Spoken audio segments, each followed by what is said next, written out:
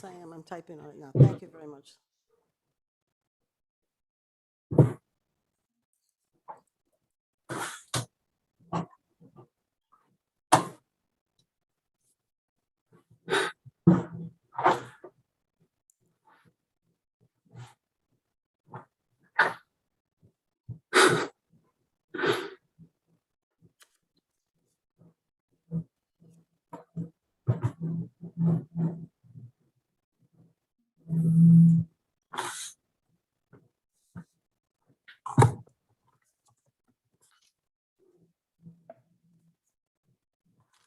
You didn't go to any of the, Amanda, can you come here, please?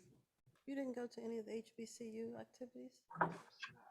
You missed one. Not Wanda wasn't as hilarious as this young black. I don't know how young he was, gentleman. He was roaring.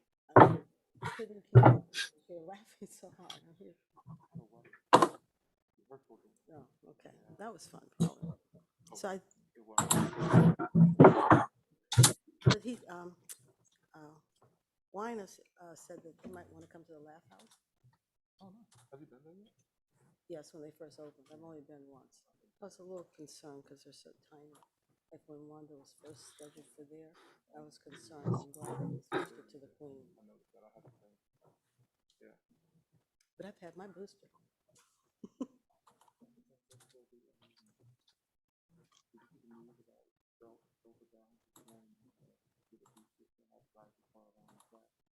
No. See, I always get it up front. Like when they started giving out money and stuff, I'm like, you know, I'll take it again. But no.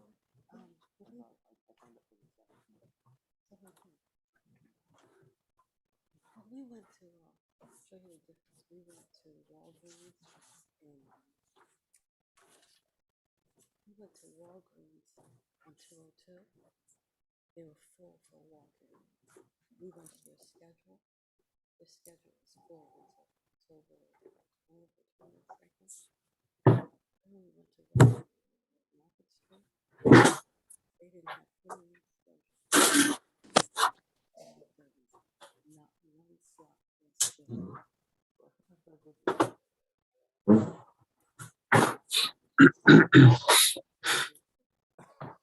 That's also true. I think that you're probably right. Come on, no slots filled for the 3 days. I mean, no one had signed up for 3 days, so we just walked in.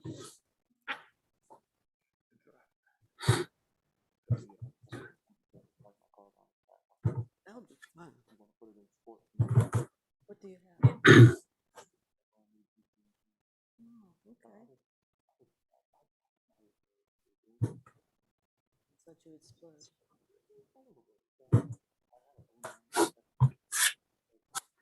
Oh, 09? It's like I never wanted to get rid of my old Volvo. I cried when I got rid of it. This is my splurge. This was my splurge. I just got it. Oh, I don't know if I told anyone else. We got a Audi hybrid, plug it and unplug it, SUV Q5. I left it on the street. I rarely do that. I think I said right. I left it on the street and someone drove by and put motor oil and just made a line from the front bumper down. And it wasn't a splash because it was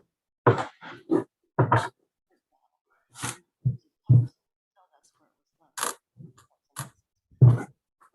We took it to the car wash. It was still cold even after the car wash. Every time, I think it's finished now for a week. Every time we did our side view mirrors, more oil would come out.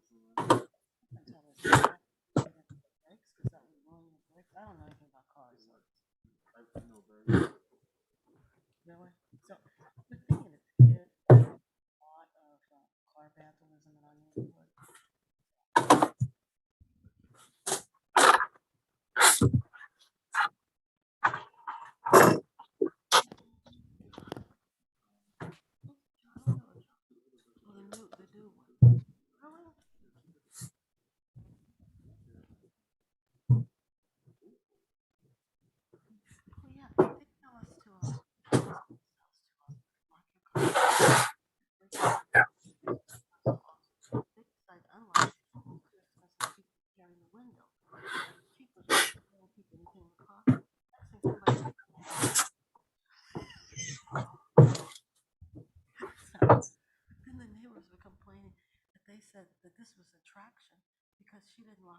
so it was an attraction to the kids to come.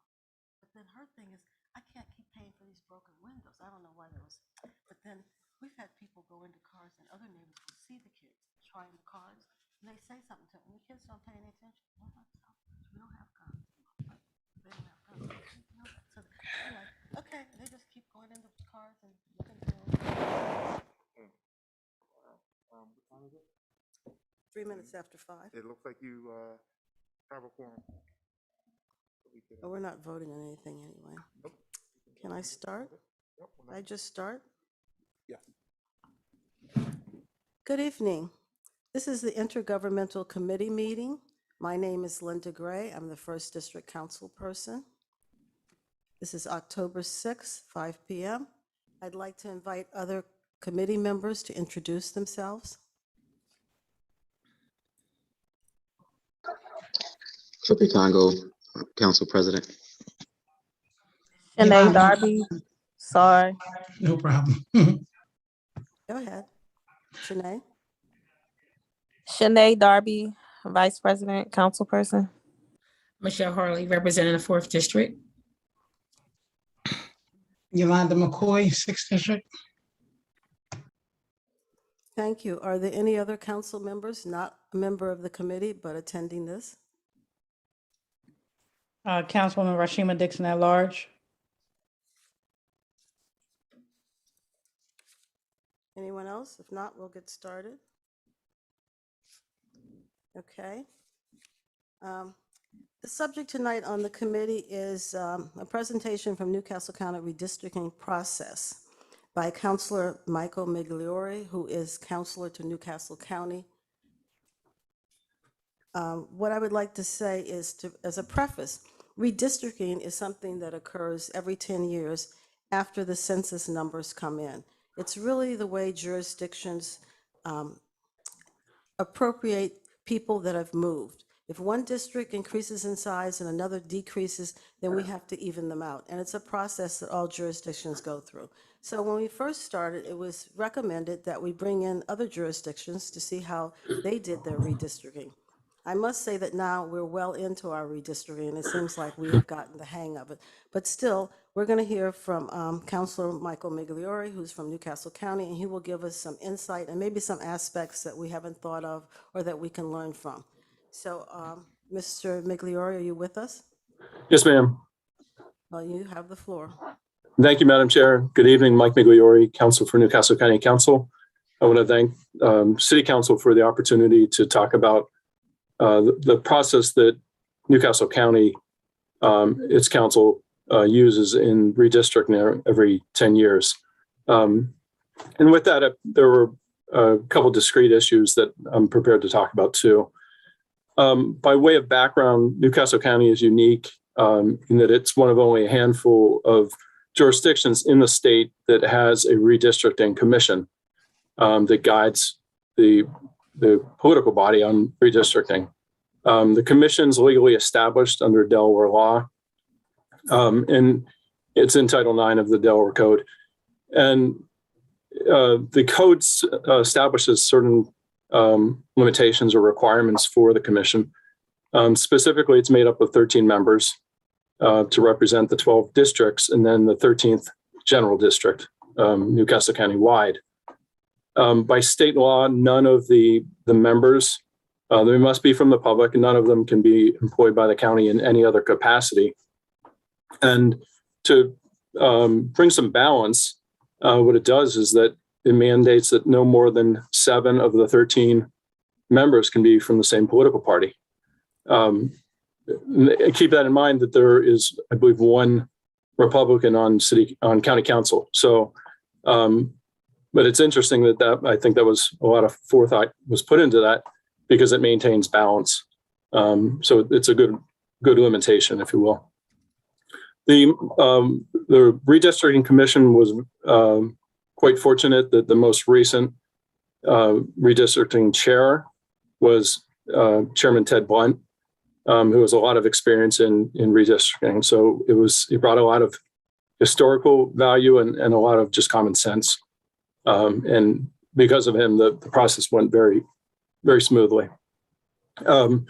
The role of the Redistricting Commission, no big surprise here, was to review the census figures and provide a recommendation to County Council for the changes to the district lines. Under state law, Title IX again, the Commission has very tight deadlines by which it must provide its recommendations to Council. This year, thanks in large part to the COVID pandemic and the inability for the Census Bureau to aggregate its information, it made the timeline even that much tighter. So it was much more challenging than years past. Nonetheless, the Commission did meet its deadlines. A couple other important things as it pertains to the Commission. Some additional requirements under the Title IX of the Delaware Code, and that's per state law. The districts that the Commission recommends, they must be contiguous, meaning they must touch in all parts of the district, which they in fact do.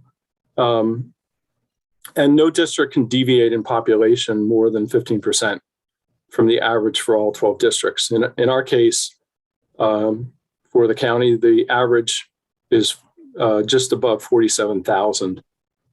So there can be no greater increase or decrease for that matter. It can't be a deviation greater than or less than 5%, which in fact the Commission met with the guidance of Chairman Blunt. And in fact, the population deviation is in nearly all cases for all 12 districts, no more than 5%, which is a really good accomplishment. Just to put things into perspective, the population based upon the 2010 decennial census was just over 539,000. And the population in 2020, the census, was 570,000. So there was a growth of a little over 30,000 people. And so that had to be balanced out, divided up amongst the 12 districts. So the first topic I wanted to talk about as it relates to the Redistricting Commission was how it engaged the public. As part of the redistricting process, the public was engaged on multiple fronts. First and foremost, the commission is itself the public. It's made up of 13 members chosen from the public. They cannot be employed in any way by the county. So that's a key aspect of the commission. It brings a lot of independence. So that's number one.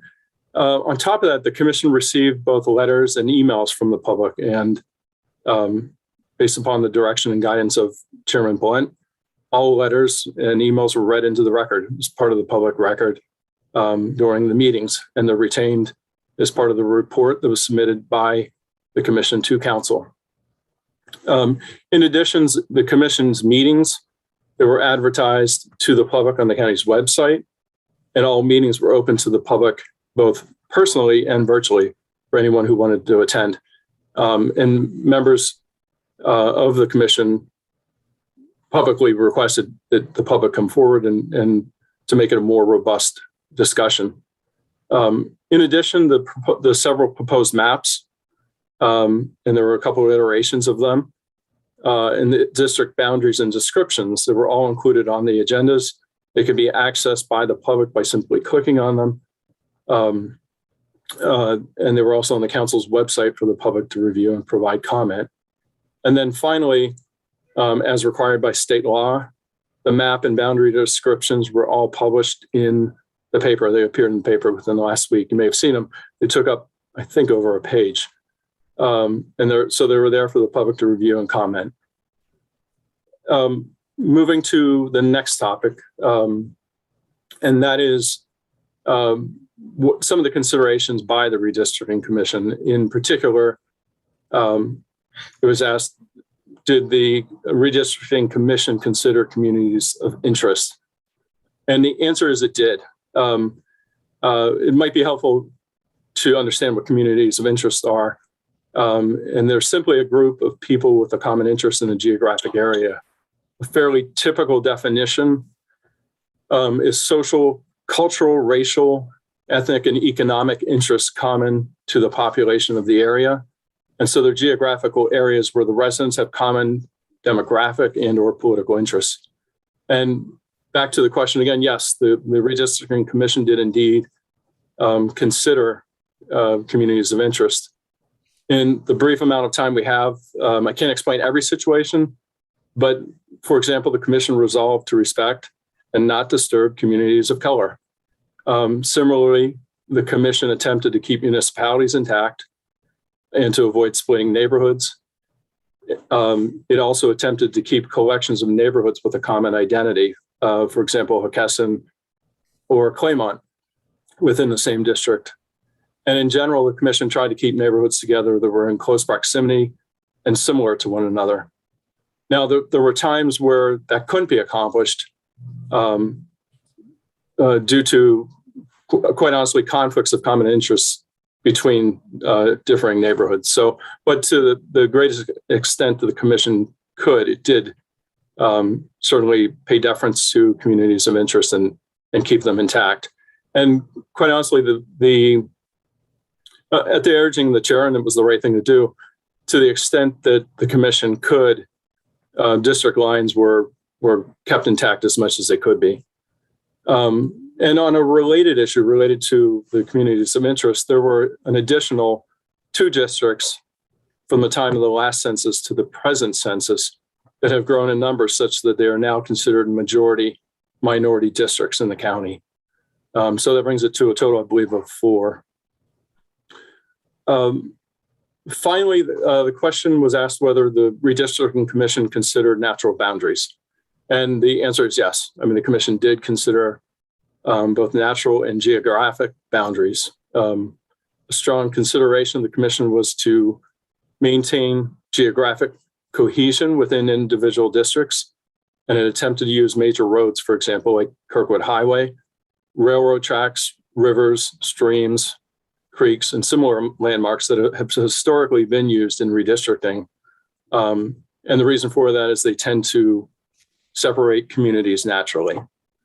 In addition, the commission attempted to keep municipalities, a good example would be Middletown, intact within a district.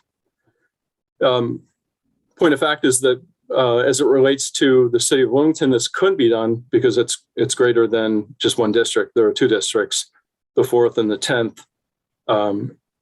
That's Councilman Jay Street and respectively, and Councilman Penrose Hollins. So there are 2 districts that make up the city, but the commission maintained the city within the boundaries of both those 2 historical districts. And to the extent they could, they were left unchanged. So that is a general overview of the redistricting process with the commission that oversees redistricting, if you will, for Newcastle County. Happy to take any questions if there are any. Thank you, Mr. Migliore. Do any of the committee members have questions? I don't see any hands. Do we have anyone from the public? Okay, well, I have a question. Can you give us some examples of what type of questions or input the public sent to the redistricting committee? I mean, what type of things were they asking that you took into consideration? One that immediately comes to mind is there was a constituent, I believe in the Kirkwood Highway area, who requested that their neighborhood not be divided up. I think in years, perhaps in previous census redistricting, and maybe the 80s comes to mind, it had been divided, and then with a more recent redistricting was then put back together, if you will. And they were requesting, to the extent that that's possible, to maintain the neighborhood as it is. Okay, thank you. You said those were read into the record also? They were, yes. Okay, thank you. And something that we had discussed before, because I think we should be on a learning curve, using tiger lines, which I think is synonymous with GPS for determining district lines and moving them. Yes. So put more simply, what you're talking about is GPS or GIS mapping. It's a type of mapping boundaries which are set by the U.S. Census Bureau, and so that in some of the counties' boundaries will refer to, and they have for years, several redistricting now. They'll refer to what's called a tiger line, and what it simply is a GPS designation for a particular location. So does that answer your question? Yes, I just wanted an explanation because I had heard the term and I thought that we should know what it meant. That's what it is. I'm not sure. I haven't looked at your district boundaries, yours being the city, sorry. But certainly if you look to both the current as well as the recommended district boundaries for Newcastle County, you'll see what's referred to as a tiger line or a tiger boundary. And to the extent anyone's interested, the U.S. Census Bureau has a document that's, I think, in excess of 200 pages. So it's not the most exhilarating reading, but it's factual as it were. Is that document explanation of tiger lines, or are they giving the tiger lines for different jurisdictions? They describe exactly what a tiger line is and will go into detail exactly what is meant by it. Okay, thank you. You're welcome. No questions from the committees and no questions from okay, I see a question. Councilwoman Harley? Yes, thank you, Madam Chair. Thanks for the information, Mr. McGlory. Yeah, I think I pronounced it right. You did. Yes. So one of our approaches in terms of how we are attempting to, when I say our, meaning the redistricting committee, is to use a common sense approach, as you had mentioned, that the Newcastle County used. And you had even mentioned about being contiguous by using and sharing common borders. So that's one of the major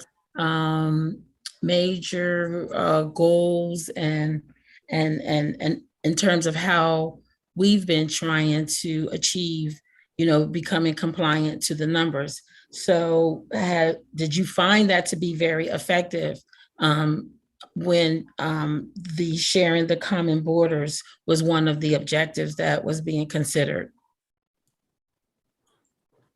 I'd have to say, I mean, what's helpful, and I don't know the city's laws on redistricting. What's helpful to the county is we have specific requirements under Title IX, which lays out how we have to, in general terms anyway, how we have to, the commission rather has to determine its boundary lines, notably being contiguous.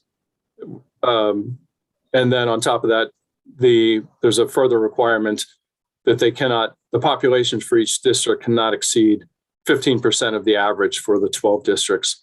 So between the two of those, that's the starting point, if you will.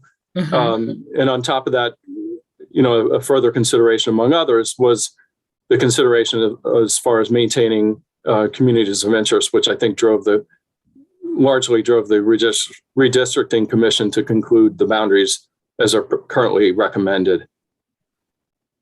Yes, follow up, Madam Chair? Yes. Yes, so when you sharing a common border and when you are thinking about being contiguous and common interests, they all interconnect, really, when you look at your social, cultural, and communities of interest.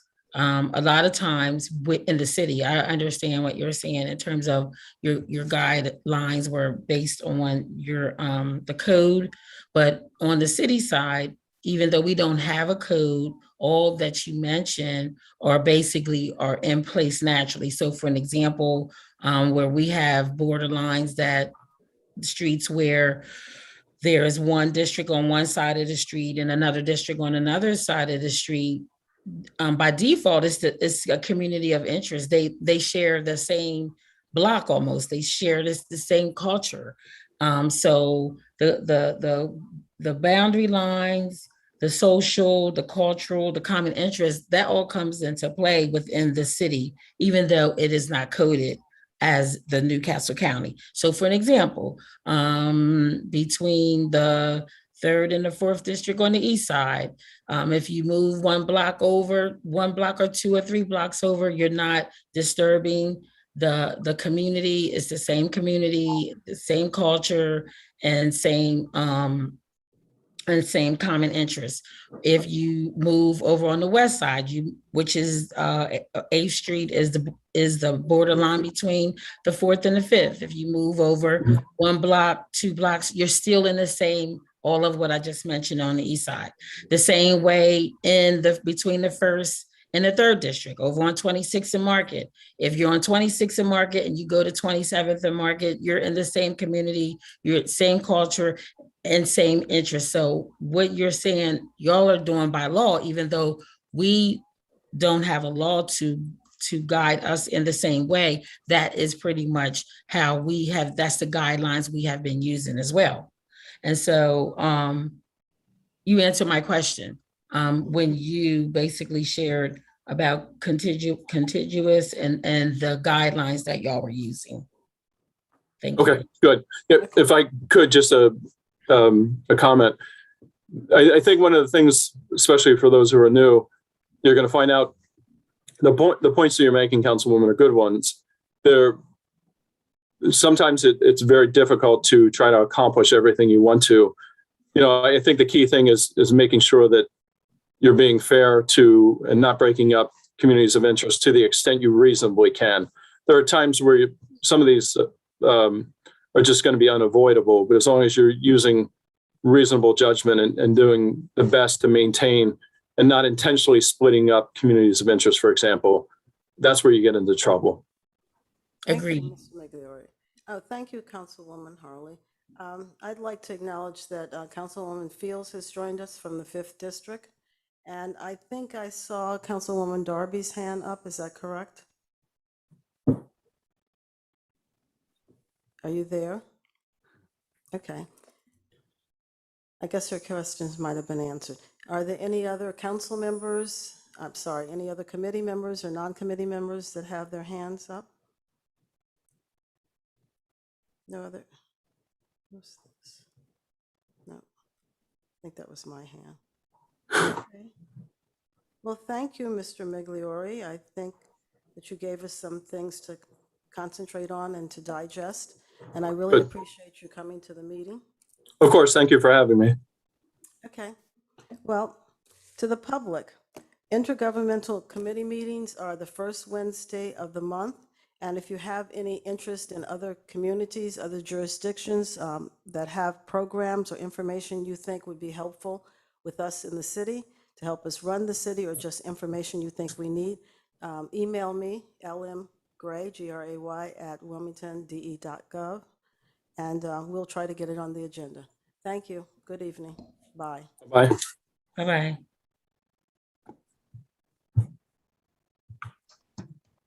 Am I off the mic now?